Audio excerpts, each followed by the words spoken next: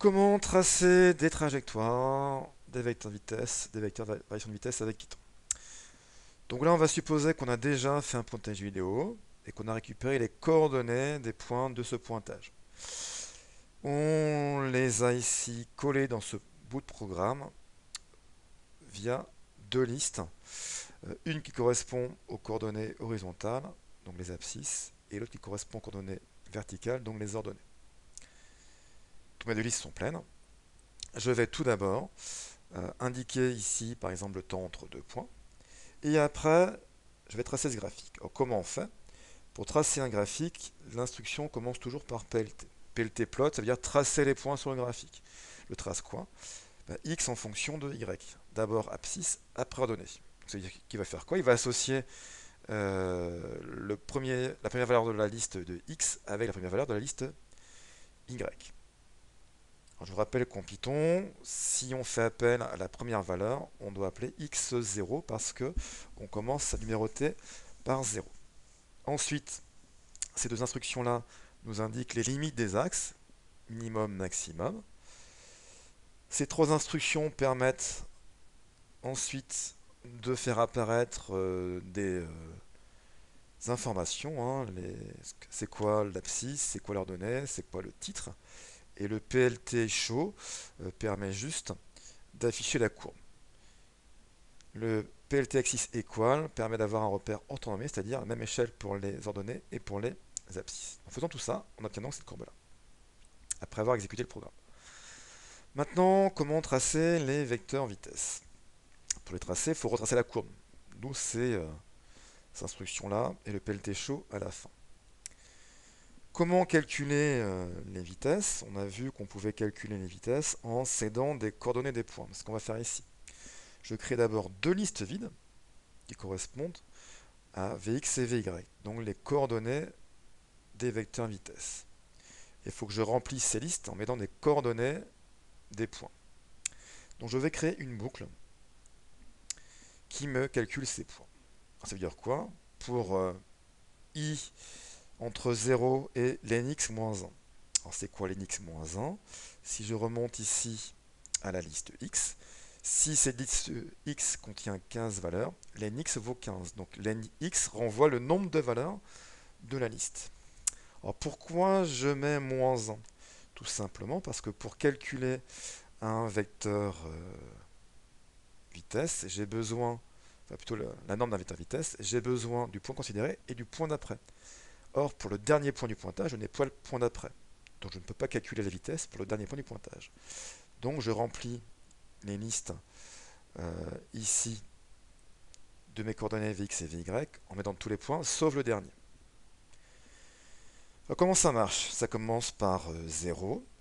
Premier tour de boucle, ce sera Vx prend comme valeur x1 moins x0 divisé par le temps. Et Vy prend comme valeur y1 moins y0 divisé par le temps. Donc la première valeur s'inscrit dans la liste. On passe à valeur numéro, enfin valeur suivante, donc la valeur numéro 1. Donc là on aura x2 moins x1, y2 moins y1, et ainsi de suite jusqu'au moment où on arrive à la valeur qui correspond à lnx moins 1. Dans ce cas-là, la boucle s'arrête et les listes seront remplies. Ensuite, il faut tracer ces vecteurs vitesse. Pour les tracer, on va tracer une flèche tout simplement. Donc comment ça marche? Il faut indiquer où commence la flèche. Par exemple, si je veux tracer V5, V5 part du point M5 de coordonnées x5 et y5. Pour tracer la flèche, je vais simplement avancer de l'abscisse Vx5 et de l'ordonnée Vy5. Donc j'utilise les coordonnées du vecteur vitesse. C'est ce que je fais ici.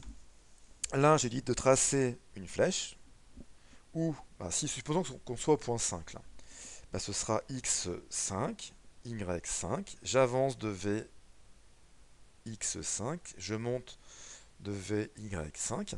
Alors pourquoi j'ai un divisé par 10? Je vais vous montrer, au départ je ne l'avais pas mis. J'enlève le divisé par 10. Voilà, je l'exécute. Et mes flèches sont trop grandes. Du coup, je les rends plus petites tout simplement. Donc je vais diviser une longueur de mes flèches par 10. Alors, comment je trouve ça le 10? Je fais ça au jugé en fait, hein. J'ai essayé à l'avance jusqu'au moment où le tracé me paraît cohérent. Après, il faut juste que je comprenne que pour les vecteurs vitesse, j'ai une échelle 1 dixième. Donc ici, euh, ma boucle, elle fait quoi? Elle trace les vecteurs vitesse d'abord au premier point, jusque l'avant-dernier. D'ailleurs, plutôt que de marquer lx-1, j'aurais pu marquer len de vx. Et plutôt que de tracer à tous les points pour pas alourdir le graphique, je fais un pas de 2, ça veut dire que je trace en 0, 2, 4, donc je trace un point sur 2. Alors, toutes les instructions ici qui sont derrière, c'est juste pour donner les couleurs, la taille de la pointe, l'épaisseur du trait, etc. Donc ça, je ne vais pas chercher à vous donner les détails de ce calcul. Maintenant, si je veux calculer la vitesse avec ce programme Python à partir des coordonnées, ben, la vitesse se calcule comment? Ben, Pythagore, hein, c'est la racine carrée de Vx au carré plus Vy au carré. Alors, racine carrée, c'est SQRT. Hein. Donc Vx fois Vx fait bien Vx au carré. Puis pareil, hein, je calcule toutes les vitesses de la première valeur de x jusqu'à l'avant-dernière. Voilà. J'aurais pu aussi marquer ici entre 0 et len de Vx. Et ça m'affiche toutes les valeurs des vitesses en fait. Hein. Dernière partie qui nous intéresse, c'est comment tracer les vecteurs variation de vitesse. Donc pareil, il faut d'abord retracer la trajectoire avec le PLT chaud à la fin, sinon il n'y a rien qui s'affiche. Je crée les listes vides pour les vecteurs variation de vitesse. Et pour calculer un vecteur variation de vitesse, par exemple, si je veux calculer delta V5, ce sera V6 moins V4. Donc j'ai besoin de la vitesse d'avant et de la vitesse d'après. Alors c'est pour ça que je commence au point 1. Pourquoi? Parce que je vais utiliser les coordonnées des vitesses. Si j'avais mis 0, j'aurais eu pour la première valeur Vx1 moins Vx moins 1. Mais le Vx moins 1 n'existe pas.